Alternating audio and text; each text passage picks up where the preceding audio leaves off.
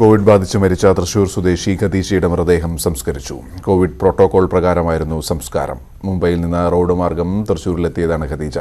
ഇവർക്കൊപ്പം യാത്ര ചെയ്ത മകനെയും ആംബുലൻസ് ഡ്രൈവറെയും പാലക്കാട് സ്വദേശികളായ 3 പേരെയും നിരീക്ഷണത്തിലാക്കിയിട്ടുണ്ട്. സുവിയാണ് ചേരുന്നത്. സുവി, വിശദാംശങ്ങൾ. ഗോപികൃഷ്ണൻ, തൃശൂരിൽ കോവിഡ് ബാധിച്ചു മരിച്ച ഖദീജയുടെ മൃതദേഹം അല്പം മുമ്പ് കബറടക്കി.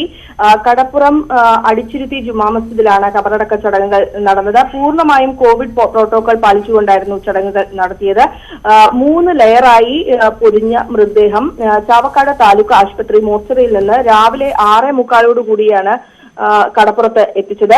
ആരോഗ്യ പ്രവർത്തകരും പഞ്ചായത്ത് പ്രസിഡന്റ് ഉൾപ്പെടെയുള്ളവർ ഈ സ്ഥലത്ത് ഉണ്ടായിരുന്നു. ജനക്കൂട്ടം ഉണ്ടായിരുന്നില്ല. 4 യൂത്ത് ലീഗിന്റെ വളണ്ടിയർമാരാണ് ഖബറടക്ക ചടങ്ങ് നടത്തിയത്. ഇവർ PPE കിറ്റ് ധരിച്ചുകൊണ്ടാണ് ഖബറടക്ക ചടങ്ങുകൾ നടത്തിയത്.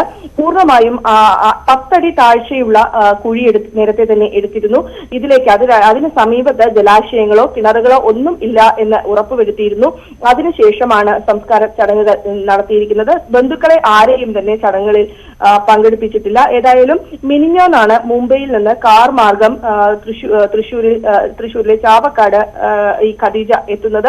73 വയസ്സുകാരിയായിരുന്നു. ഹൈറിസ്ക് കാറ്റഗറിയിലുള്ള ആളാണ്. ഇവർ മക്കളെ കാണാൻ വേണ്ടി മുംബൈയിൽ പോവുകയായിരുന്നു. തുടർന്ന് ലോക്ഡൌണിനെ തുടർന്ന് മുംബൈയിൽ നിന്ന് തിരിച്ചു വരാത്ത അവസ്ഥയുണ്ടായി. ഇളവുകൾ അനുവദിച്ച സാഹചര്യത്തിലാണ് കാർ മാർഗം ഇവർ വന്നത്. വാളയാർ വഴി വന്ന ഇവർ പെരിന്തൽമണ്ണ എത്തിയപ്പോൾ ഇവർക്ക് ദേഹാസ്വാസ്ഥ്യം അനുഭവപ്പെട്ടു. രക്തസമ്മർദ്ദം, പ്രമേഹം, ശ്വാസതടസ്സം ഉൾപ്പെടെയുള്ള അസുഖങ്ങൾ ഇവർക്കുണ്ടായിരുന്നു. തുടർന്ന് മകൻ കടപ്പുറത്ത് നിന്ന് പെരിന്തൽമണ്ണയിലേക്ക് ആംബുലൻസുമായി എത്തുകയും ഇവരെ ആംബുലൻസിൽ കൂട്ടിക്കൊണ്ട് ചാവക്കാട് താലൂക്ക് ആശുപത്രിയിൽ ഐസൊലേഷനിൽ പ്രവേശിപ്പിക്കുകയും ചെയ്തു. അവിടെ നിന്ന് മെഡിക്കൽ കോളേജ് ഐസൊലേഷനിലേക്ക് മാറ്റാനിരിക്കുമ്പോഴാണ് ഖദീജ മരണമടഞ്ഞത്. തുടർന്ന് ഇവരുടെ സ്രവ സാമ്പിൾ എടുത്ത പരിശോധനയ്ക്ക് അയച്ചു. ഇന്നലെ രാത്രിയോടുകൂടിയാണ് ഖദീജയുടെ സ്രവ സാമ്പിൾ പരിശോധനാ ഫലം ലഭിക്കുന്നത്. ഈ സാമ്പിൾ പരിശോധനാ ഫലം പോസിറ്റീവായിരുന്നു. ഇതിനെ തുടർന്ന് ആണ് കോവിഡ് ബാധിച്ചാണ് ഖദീജ മരിച്ചത് എന്ന സ്ഥിരീകരണത്തിൽ ആരോഗ്യവകുപ്പ് എത്തിയിരിക്കുന്നത്. ഏതായാലും പൂർണ്ണമായും കോവിഡ് പ്രോട്ടോകോൾ പ്രകാരം ഇപ്പോൾ ഖദീജയുടെ ഖബറടക്ക ചടങ്ങുകളും നടന്നു കഴിഞ്ഞു. ശരി. പ്രവാസികളും ഇതര സംസ്ഥാനത്തിലുള്ളവരും തിരിച്ചെത്തി തുടങ്ങി 2 ആഴ്ച പിന്നിടുമ്പോൾ സംസ്ഥാനത്ത് കോവിഡ് ബാധിതരുടെ എണ്ണം വൻതോതിൽ ഉയരുകയാണ്. മടങ്ങിയെത്തിയ 152 പേർക്കാണ് ഇതുവരെ കോവിഡ് സ്ഥിരീകരിച്ചത്. മുംബൈയിൽ നിന്നെത്തിയ സ്ത്രീ ഇന്നലെ മരിക്കുകയും ചെയ്തതോടെ ആരോഗ്യവകുപ്പ് ആശങ്കയിലാണ്. കേരളം കോവിഡ് വ്യാപനത്തിൽ 3ാം ഘട്ടത്തിലാണ്. കഴിഞ്ഞ 2 ഘട്ടത്തിനേക്കാൾ ഉയർന്ന തോതിലാണ് ഇപ്പോൾ രോഗബാധിതരുടെ എണ്ണം വർദ്ധിക്കുന്നത്. ഈ മാസം ആദ്യവാരം കോവിഡ് രോഗികളുടെ എണ്ണം 5 ആയിരുന്നു. എന്നാൽ 2ാമത്തെ ആഴ്ച പിന്നിട്ടതോടെ കാര്യങ്ങൾ മാറി. ഇതര സംസ്ഥാനങ്ങളിൽ നിന്നുള്ളവരും പ്രവാസികളും എത്തിത്തുടങ്ങിയതോടെ രോഗികളുടെ എണ്ണം കൂടി. 183 കേസുകളാണ് 2 ആഴ്ചക്കിടെ റിപ്പോർട്ട് ചെയ്തത്. ഇതിൽ 152 പേരും വിദേശത്തു നിന്നോ ഇതര സംസ്ഥാനങ്ങളിൽ നിന്നോ എത്തിയവരാണ്. ഇനിയും രോഗബാധിതരുടെ എണ്ണം കൂടുമെന്നാണ് കരുതുന്നത്. ഇനിയും പോസിറ്റീവ് കേസിന്റെ എണ്ണം വരുന്ന ദിവസങ്ങളിൽ വർദ്ധിക്കും.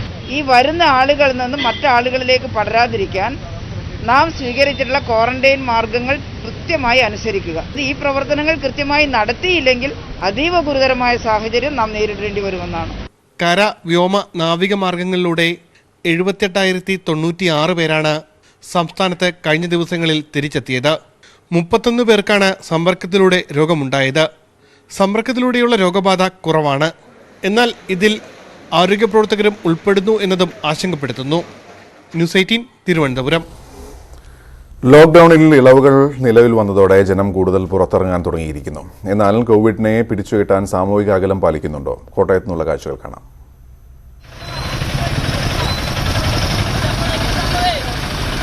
ചുമട്ട് തൊഴിലാളിക്ക് രോഗം വന്നതിനെ തുടർന്ന് ഭീതിയിലായിരുന്ന കോട്ടയം മാർക്കറ്റിലെ ഇപ്പോഴത്തെ അവസ്ഥ ഇതാണ്.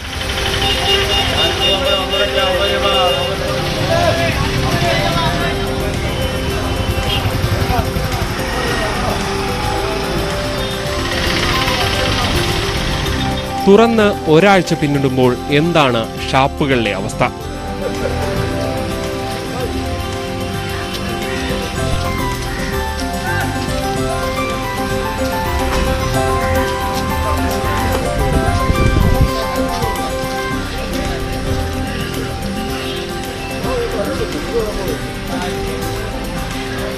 ബസ്സിനുള്ളിൽ സാമൂഹിക അകലമുണ്ട്.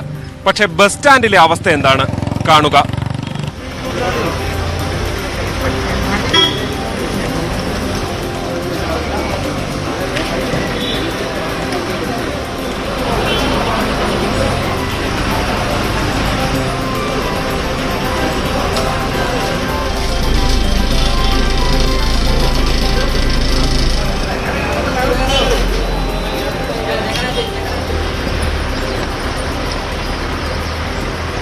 സാനിറ്റൈസറും മാസ്കും സോഷ്യൽ ഡിസ്റ്റൻസും കഴിഞ്ഞ കുറേ മാസങ്ങളായി നമ്മൾ ചർച്ച ചെയ്തുകൊണ്ടിരിക്കുന്ന വിഷയമാണ്.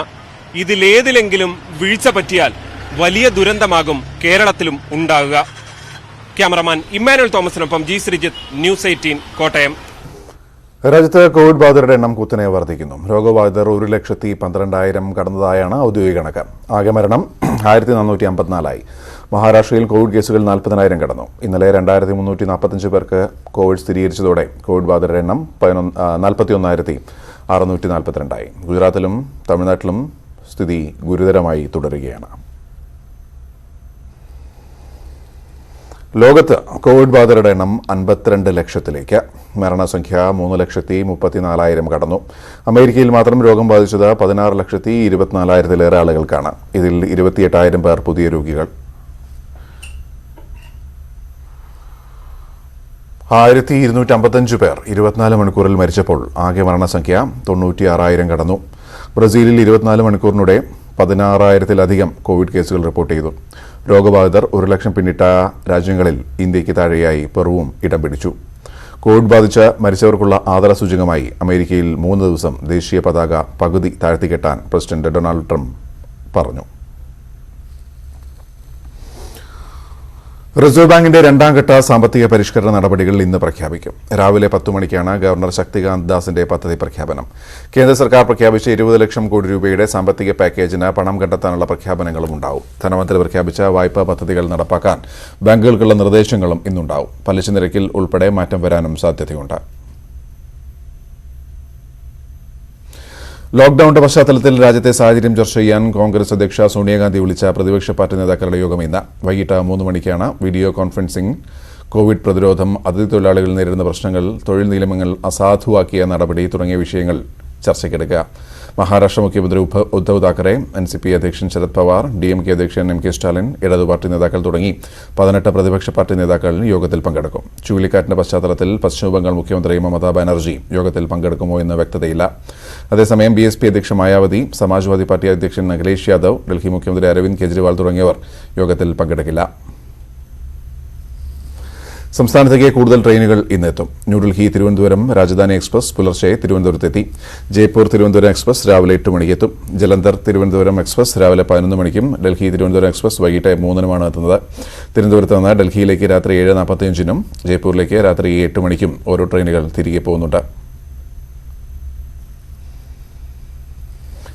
ജൂൺ 1 മുതൽ സ്പെഷ്യൽ സർവീസ് ആരംഭിക്കുന്നതിന് മുന്നോടിയായി കേരളത്തിലെ പ്രധാന കേന്ദ്രങ്ങളിൽ റെയിൽവേ ഇന്ന് റിസർവേഷൻ കൌണ്ടറുകൾ തുറക്കും. തിരുവനന്തപുരം, എറണാകുളം ജംഗ്ഷൻ, കോഴിക്കോട് എന്നിവിടങ്ങളിലാണ് റിസർവേഷൻ കൌണ്ടറുകൾ തുറക്കുക. 2 കൌണ്ടറുകൾ മാത്രമായിരിക്കും ആദ്യഘട്ടത്തിൽ പ്രവർത്തിക്കുക. മാസ്ക് ധരിച്ചും സാമൂഹിക അകലം പാലിച്ചും വേണം കൌണ്ടറുകൾ തുറക്കാൻ. തിരുവനന്തപുരത്ത് നിന്ന് ഡൽഹി, മുംബൈ സർവീസുകൾ ജൂൺ 1-ന് ആരംഭിക്കും. തിരുവനന്തപുരം കണ്ണൂർ ജനശതാബ്ദി എക്സ്പ്രസ് സർവീസുകളും ജൂൺ 1-ന് തുടങ്ങുമെന്ന് റെയിൽവേ അധികൃതർ വ്യക്തമാക്കി. ദോഹയിലും ഒമാനിലും നിന്ന് 2 വിമാനങ്ങളിലായി പ്രവാസികൾ കൊച്ചിയിലെത്തി. ഒമാനിൽ നിന്നും പൊതുമാപ്പ് ലഭിച്ച 49 പ്രവാസികളും ദോഹയിൽ നിന്നും 185 പേരുമാണ് ഇന്നലെ നെടുമ്പാശ്ശേരിയിലെത്തിയത്. ഒമാനിൽ നിന്നും പൊതുമാപ്പ് ലഭിച്ചവർ മസ്കറ്റ് കൊച്ചി ഒമാൻ എയർ വിമാനത്തിൽ ഇന്നലെ വൈകിട്ട് 6 മണിയോടെയാണ് നെടുമ്പാശ്ശേരിയിലെത്തിയത്. വിവിധ കേസുകൾപ്പെട്ട ജയിലിലായിരുന്ന ഇവർക്ക് കോവിഡ് വ്യാപനം തടയുന്നതിന്റെ ഭാഗമായിട്ടാണ് പൊതുമാപ്പ് ലഭിച്ചത്. വിമാനത്താവളത്തിൽ കോവിഡ് പരിശോധനയ്ക്ക് വിധേയമാക്കിയ ശേഷം ഇവരെ വിവിധ നിരീക്ഷണ കേന്ദ്രങ്ങളിലേക്ക് മാറ്റി. ലോക്ഡൌണിനെ തുടർന്ന് ജോർദാനിൽ കുടുങ്ങിയ നടൻ പൃഥ്വിരാജും സംഘവും ഇന്ന് കൊച്ചിയിലെത്തും. ആടുജീവിതം സിനിമയുടെ ചിത്രീകരണത്തിനായാണ് സംവിധായകൻ ബ്ലസ്സി അടക്കമുള്ള 58-അംഗ സംഘം ജോർദാനിലേക്ക് പോയത്. എയർ ഇന്ത്യയുടെ പ്രത്യേക വിമാനത്തിലായിരിക്കും ഇവരെ കൊച്ചിയിലേക്ക് കൊണ്ടുവരിക. ജോർദാനിൽ നിന്ന് ഡൽഹിയിലെത്തിയ സംഘം അവിടെ നിന്ന് നെടുമ്പാശ്ശേരി വിമാനത്താവളത്തിലെത്തും. നാട്ടിലായാലും സംഘം ക്വാറന്റൈനിൽ കഴിയേണ്ടി വരും. ഇതിനായി കൊച്ചിയിലെ സ്വകാര്യ ഹോട്ടലിൽ ക്രമീകരണം ഏർപ്പെടുത്തി. ലോക്ഡൌണിനെ തുടർന്ന് കേരളത്തിൽ പെട്ടുപോയ റഷ്യൻ വിനോദസഞ്ചാരികളെ തിരികെ കൊണ്ടുപോയി. കേരളത്തിലും തമിഴ്നാട്ടിലും നിന്ന് 103 വിനോദസഞ്ചാരികളെയാണ് തിരുവനന്തപുരത്ത് നിന്ന് തിരികെ കൊണ്ടുപോയത്. റഷ്യൻ വിമാന കമ്പനിയായ റോയൽ എയർലൈൻസ് സൗജന്യമായാണ് വിമാനം അനുവദിച്ചത്. മാർച്ച് മാസം മുതൽ കേരളത്തിൽ തങ്ങുന്നവർ തിരികെ പോയവരുടെ കൂട്ടത്തിലുണ്ട്.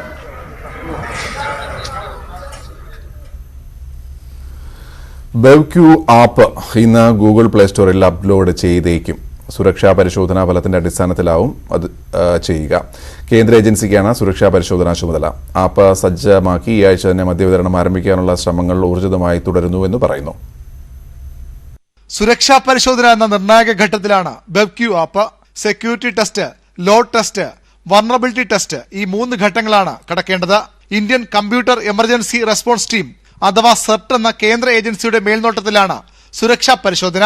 2 സ്ഥാപനങ്ങൾക്കാണ് സുരക്ഷാ പരിശോധനയ്ക്ക് സെർട്ട് അനുമതി നൽകിയിട്ടുള്ളത്.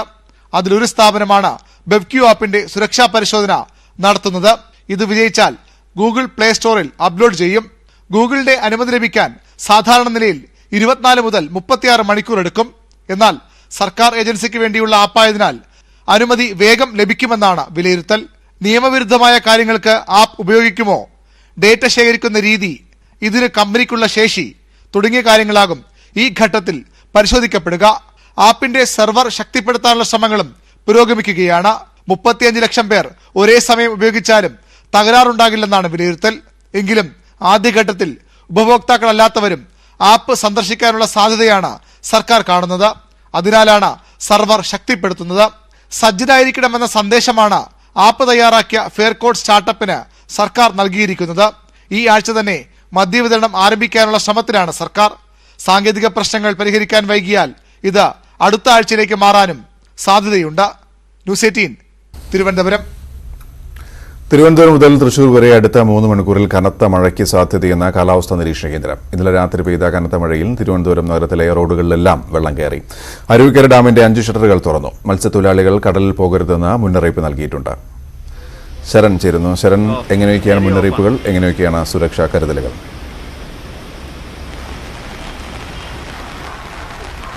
കോവിഷൻ തിരുവനന്തപുരം മുതൽ തൃശൂർ വരെയുള്ള ജില്ലകളിൽ കനത്ത മഴയ്ക്ക് സാധ്യതയെന്ന് തന്നെയാണ് കാലാവസ്ഥാ നിരീക്ഷണ കേന്ദ്രം വ്യക്തമാക്കുന്നത്. പ്രത്യേകിച്ച് വരുന്ന 3 മണിക്കൂറുകളിൽ മഴ കനക്കുമെന്ന് തന്നെയാണ് കാലാവസ്ഥാ നിരീക്ഷണ കേന്ദ്രം വ്യക്തമാക്കുന്നത്. ഇടിമിന്നലോട് കൂടിയ മഴയാകും ഉണ്ടാകുകയെന്നും കാലാവസ്ഥാ നിരീക്ഷണ കേന്ദ്രം പറയുന്നുണ്ട്. ഏതായാലും നമ്മളിപ്പോൾ ഉള്ളത് തമ്പാനൂർ SS കോവിൽ റോഡിലാണ്. നമുക്കിവിടെ ദൃശ്യങ്ങൾ കാണാൻ സാധിക്കും. ഇവിടെ എല്ലാം തന്നെ വലിയ തോതിൽ വെള്ളക്കെട്ട് രൂപപ്പെട്ടിട്ടുണ്ട്. ഇന്നലെ രാത്രിയോടുകൂടിയാണ് കനത്ത മഴ തിരുവനന്തപുരത്ത് ആരംഭിക്കുന്നത്. വിവിധ പ്രദേശങ്ങളിൽ ഇത്തരത്തിൽ കനത്ത മഴ അനുഭവപ്പെടുന്നുണ്ട്. ഇപ്പോഴും ഈ മഴയ്ക്ക് ശമനമില്ല എന്ന് തന്നെ പറയേണ്ടിയിരിക്കുന്നു. അതോടുകൂടി കിഴക്കേക്കോട്ട അടക്കമുള്ള പ്രധാന സ്ഥലങ്ങളിലെല്ലാം തന്നെ വെള്ളത്തിനടിയിലാണെന്നും പറയേണ്ടിയിരിക്കുന്നു. മറ്റൊരു പ്രധാനപ്പെട്ട കാര്യം അരുവിക്കര ഡാമിന്റെ ഷട്ടറുകൾ തുറന്നിട്ടുണ്ടെന്നുള്ളതാണ്. 5 ഷട്ടറുകളാണ് തുറന്നിരിക്കുന്നത്. ഈ 5 ഷട്ടറുകളും ഓരോ മീറ്റർ വീതം ഉയർത്തിയോടുകൂടി തന്നെ കരമനയാറിന്റെ തീരത്തുള്ളവർ ജാഗ്രത പാലിക്കണമെന്നൊരു മുന്നറിയിപ്പും ഇപ്പോൾ ജില്ലാ ഭരണകൂടം നൽകുന്നുണ്ട്. വലിയൊരു ജാഗ്രതയോടുകൂടി തന്നെയാണ് ജില്ലാ ഭരണകൂടം ഇതിനെ നോക്കിക്കാണുന്നത്. പ്രത്യേകിച്ച് ഈ കനത്ത മഴയ്ക്ക് ശമനമില്ലാത്ത സാഹചര്യത്തിൽ താഴെ പ്രദേശങ്ങളിൽ എല്ലാം തന്നെ വെള്ളക്കെട്ട് രൂപപ്പെടാൻ സാധ്യതയുണ്ടെന്നും താഴ്ന്ന പ്രദേശങ്ങൾ വെള്ളത്തിനടിയിലാകാൻ സാധ്യതയുണ്ടെന്ന് കാണാനുണ്ടെങ്കിൽ അവരെ അവിടെ നിന്ന് മാറ്റി പാർപ്പിക്കുന്ന നടപടികളിലേക്ക് കടക്കുമെന്നും ജില്ലാ ഭരണകൂടം അറിയിച്ചിട്ടുണ്ട്. ഏതായാലും വരും മണിക്കൂറുകളിലും ഈ മഴ തുടരുമെന്ന് തന്നെയാണ് കാലാവസ്ഥാ നിരീക്ഷണ കേന്ദ്രം വ്യക്തമാക്കുന്നത്. അതിൻ്റെതായ ഒരു ജാഗ്രതയോടുകൂടിയാണ് ഇപ്പോൾ നടപടികളുമായി അധികൃതർ മുന്നോട്ട് പോകുന്നത്. ശരി. ഉംപുൻ ചുഴലിക്കാറ്റിൽ പശ്ചിമബംഗാളിൽ 72 പേർ മരിച്ചു. പർഗാനസ് മേഖലയിൽ വെള്ളത്തിനടിയിലായ ഗ്രാമങ്ങളിൽ രക്ഷാപ്രവർത്തനം പുരോഗമിക്കുകയാണ്. റോഡ്, റെയിൽ ഗതാഗതം ഭാഗികമായി ഇന്ന് പുനഃസ്ഥാപിച്ചേക്കും. 10,000-ഓളം വീടുകളാണ് ബംഗാളിൽ ചുഴലിക്കാറ്റിൽ തകർന്നത്. ഒഡീഷയിലും ഉംപുൻ കനത്ത നാശമാണ് വിതച്ചത്.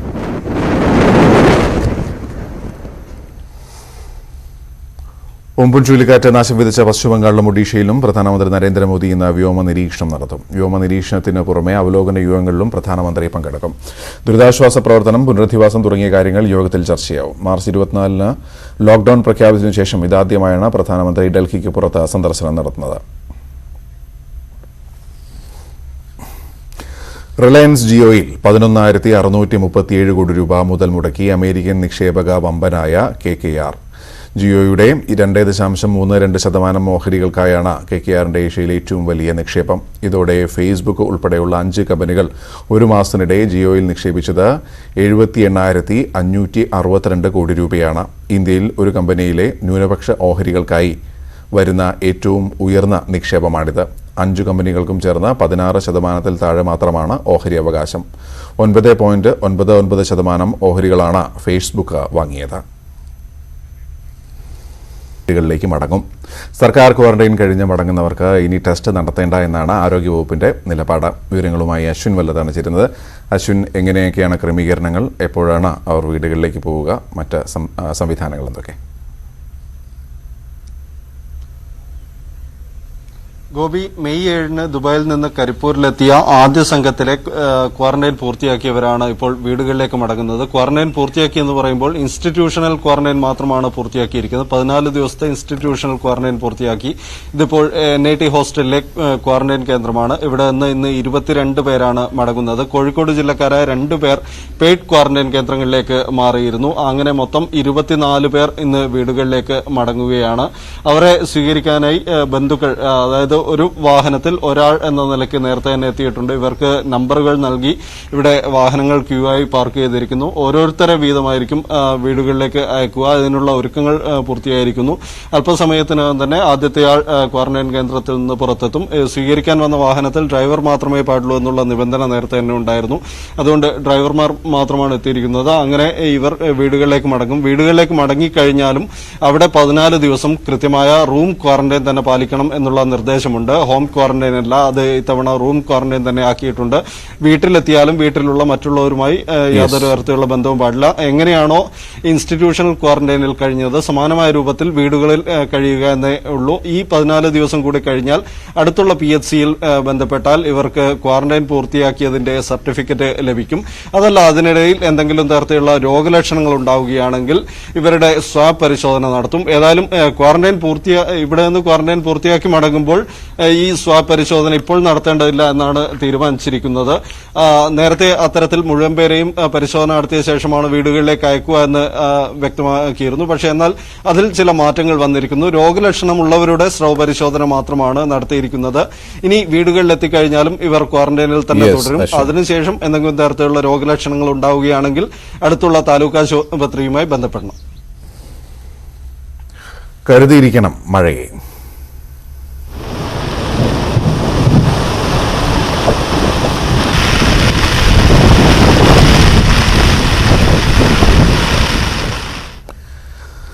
മലപ്പുറം നിലമ്പൂരിനെ കഴിഞ്ഞ വർഷം പ്രളയത്തിൽ മുക്കിയ ചാലിയാറിൽ ഇത്തവണയും പ്രളയഭീതി. കാലവർഷം തുടങ്ങാൻ ദിവസങ്ങൾ മാത്രം ബാക്കിയുള്ളപ്പോഴും പുഴയിൽ നിന്ന് കഴിഞ്ഞ പ്രളയത്തിന്റെ ശേഷിപ്പുകൾ നീക്കം ചെയ്തിട്ടില്ല. മൺതിട്ടകളും വൻമരങ്ങളും പാറക്കല്ലുകളും നിറഞ്ഞ ഒഴുക്ക് തടസ്സപ്പെട്ട നിലയിലാണ് ചാലിയാർ. ഇവ നീക്കം ചെയ്യാൻ കഴിയാത്തത് സർക്കാർ ഫണ്ട് അനുവദിക്കാത്തതിനാലാണെന്ന് നിലമ്പൂർ ബ്ലോക്ക് പഞ്ചായത്ത് അധ്യക്ഷൻ ന്യൂസ് 18നോട് പറഞ്ഞു. ചാലിയാർ മലപ്പുറം ജില്ലയിൽ ഒഴുകിത്തുടങ്ങുന്ന മുണ്ടേരി ഇരുട്ടുകുത്തി മുതൽ പുഴയിൽ വൻമരങ്ങളും ഭീമൻപാറകളും മൺതിട്ടകളും നിറഞ്ഞിരിക്കുകയാണ്. പുഴ നിറഞ്ഞ് കരകയറാൻ ഏറെ മഴയൊന്നും പെയ്യണ്ട. ഇവ നീക്കം ചെയ്യാൻ പഞ്ചായത്തുകൾ നടപടിയെടുക്കാത്ത സാഹചര്യത്തിൽ ജില്ലാ കളക്ടർ നിലമ്പൂർ ബ്ലോക്ക് പഞ്ചായത്തിനാണ് ചുമതല നൽകിയത്. പ്രളയം ഏറ്റവുമധികം നഷ്ടമുണ്ടാക്കിയ പോത്തുകല്ല്, മൂത്തേടം, ചുങ്കത്തറ, ചാലിയാർ പഞ്ചായത്തുകളിലാണ് അടിയന്തരമായി പ്രവർത്തനം നടത്തേണ്ടത്. 1,30 ലക്ഷം ചെലവ് വരുന്ന പ്രൊജക്ട് റിപ്പോർട്ട് ബ്ലോക്ക് പഞ്ചായത്ത് നൽകി. എന്നാൽ മാസങ്ങൾ കഴിഞ്ഞിട്ടും ഫണ്ട് പാസ്സായിട്ടില്ല. ബ്ലോക്ക് പഞ്ചായത്തിനെ സംബന്ധിച്ചിടത്തോളം ആ പണം കിട്ടിയെങ്കിൽ മാത്രമേ ഇത് സൈഡിലേക്ക് മാറ്റി നിടുന്നതിനുള്ള ഏർപ്പാട് ജനകീയ കൂട്ടായ്മയോട് ചെയ്യാൻ കഴിയുകയുള്ളൂ.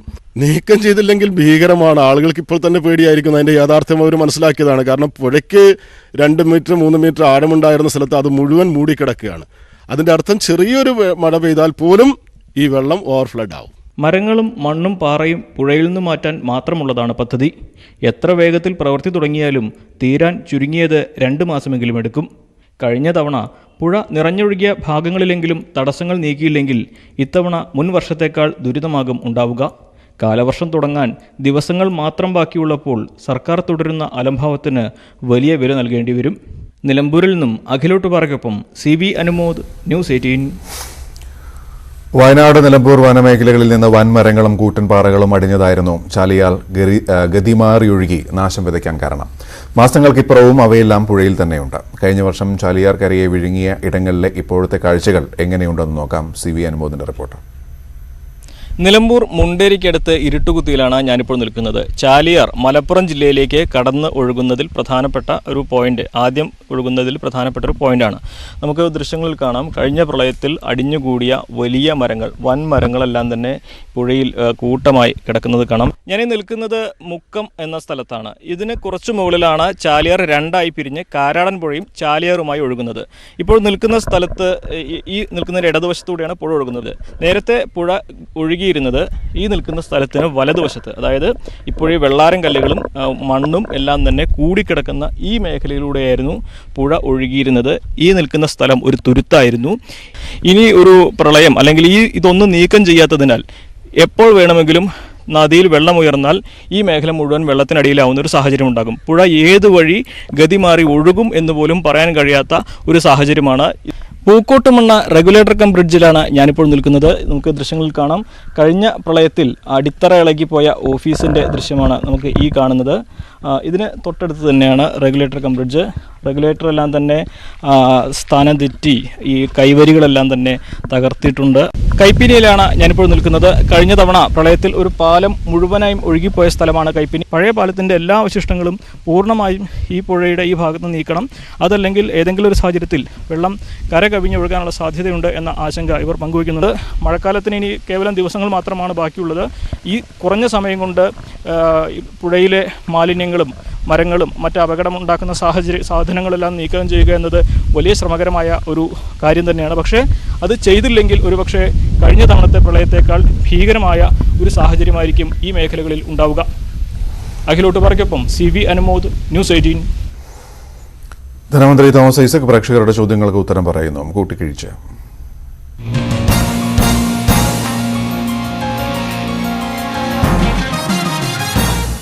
ആദ്യഘട്ടത്തിൽ കേരളത്തിൽ നിന്നും പ്രവാസികളായി പോയത് നിർമ്മാണ തൊഴിലാളികളാണ്. അതിനുശേഷം ഡോക്ടർമാരും നഴ്സുമാരും, ഏറ്റവും ഒടുവിൽ IT പ്രൊഫഷണലുകൾ. ഇനിയുള്ള കാലത്ത് ഏത് തരത്തിലുള്ള പ്രൊഫഷണലുകളെയാണ് കേരളത്തിന് ആവശ്യമായി വരിക? ഇതിന്മേൽ എന്ത് തീരുമാനമാണ്, എന്തൊക്കെ സാധ്യതകളാണ് നമുക്ക് മുന്നിലുള്ളത്? ലോകത്തെമ്പാടും വരാൻ പോകുന്ന മാറ്റം ഒന്ന് എന്താണെന്ന് ചോദിച്ചാൽ റോബോട്ടുകൾ, IT, നൂതന സാങ്കേതിക വിദ്യകൾ, ഇവയുടെ അടിസ്ഥാനത്തിൽ ഉൽപ്പാദനത്തെ പുനഃസംഘടിപ്പിക്കുകയായിരിക്കും. അപ്പോൾ കേരള സർക്കാർ എന്താ ഇപ്പോൾ ചെയ്യാൻ ശ്രമിക്കുന്നത് ചോദിച്ചാൽ, നമ്മുടെ നാട്ടിൽ ഇങ്ങനെയുള്ള തൊഴിലുകൾ കൂടുതൽ ഉണ്ടാക്കാൻ ശ്രമിക്കാം. പക്ഷെ അതോടൊപ്പം ഉണ്ടല്ലോ, വിദേശത്ത് എന്തൊക്കെ സാധ്യതകളുണ്ടോ ആ സാധ്യതകളെ പ്രയോജനപ്പെടുത്തണം എന്നാണ് തീരുമാനിച്ചിട്ടുള്ളത്. അപ്പോൾ അതിൽ ഏറ്റവും പ്രധാനപ്പെട്ടത് ഫിനിഷിംഗ് സ്കൂളുകളാണ്. നമ്മളിപ്പോൾ കോളേജിൽ നിന്നൊക്കെ ഒരു പ്രൊഫഷണൽ ഡിഗ്രി എടുത്താലും അവിടെ പ്രായോഗികമായിട്ട് തൊഴിലെടുക്കുന്നതിന് കുറച്ചുകൂടി വേണം. അത് കസ്റ്റമൈസ് ചെയ്യണം. നമ്മൾ പഠിച്ചിട്ടുള്ള കാര്യം, നമ്മളിവിടെ നഴ്സിംഗ് പഠിച്ചിട്ടുണ്ടാവും, പക്ഷേ പല രാജ്യങ്ങളിലെ അവിടുത്തെ ഭാഷ അറിയണം. ഇനി ഇംഗ്ലണ്ടിലാണെങ്കിൽ തന്നെ ഇംഗ്ലീഷുകാരെ സംസാരിച്ചാൽ മനസ്സിലാവണം. അപ്പം അത് ഒരു ഫിനിഷിംഗ് സ്കൂളിൻ്റെ പ്രധാനപ്പെട്ട ചുമതലയാണ്. 2, മെഡിക്കൽ പ്രോട്ടോക്കോള് ഓരോ രാജ്യത്തും വ്യത്യസ്തമാണ്. ഒരു നേഴ്സിന് എന്തൊക്കെ ചെയ്യാം, ഏറ്റവും ഉയർന്ന രീതിയിൽ വളരാൻ സാധ്യത നൽകുന്നത് നാഷണൽ ഹെൽത്ത് സർവീസ് ബ്രിട്ടനിലേതാണ്, ഒരു അത് കഴിഞ്ഞാൽ കാനഡ. പക്ഷേ ഓരോ രാജ്യത്തെയും സാധ്യതകൾ വ്യത്യസ്തമാണ്, നിയമങ്ങൾ വ്യത്യസ്തമാണ്. ഇത് പഠിച്ചിരിക്കണം. അപ്പോൾ ഇങ്ങനെ ഇതൊക്കെ അറിയാമെന്നുണ്ടെങ്കിൽ അവർ ഉറച്ച് കേരളത്തിൽ നിന്നുള്ള നേഴ്സാണോ ഇതൊക്കെ അറിയാമായിരിക്കും, ഉറപ്പിച്ച് മേടിക്കാം. അപ്പോൾ ഇതാണ് കേരള സർക്കാർ ചെയ്യാൻ ഉദ്ദേശിക്കുന്നത്. ഇങ്ങനെയുള്ള പ്രൊഫഷണലുകൾക്ക് പുറത്ത് ജോലിയുടെ സാധ്യതകൾ വർദ്ധിപ്പിക്കാം. ഈ പ്രൊഫഷണൽ ഡിമാൻഡ് കൂടുതൽ സൃഷ്ടിക്കുന്ന തൊഴിലവസരങ്ങൾ കേരളത്തിലുള്ളിൽ ഉണ്ടാക്കാൻ ശ്രമിക്കാം.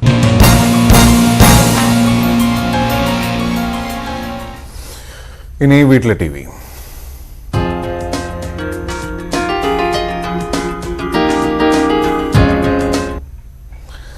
ചപ്പാത്തിപ്പലയിലെ കൊട്ടുംപാട്ടുമായി തിരുവനന്തപുരം ശ്രുതിലയ ബാൻഡിലെ ഡ്രമ്മർ ബിജിൻ ലാൽ. ഇതോടെ ഈ ബുള്ളറ്റിൻ പൂർണ്ണമാകുന്നു. നമസ്കാരം.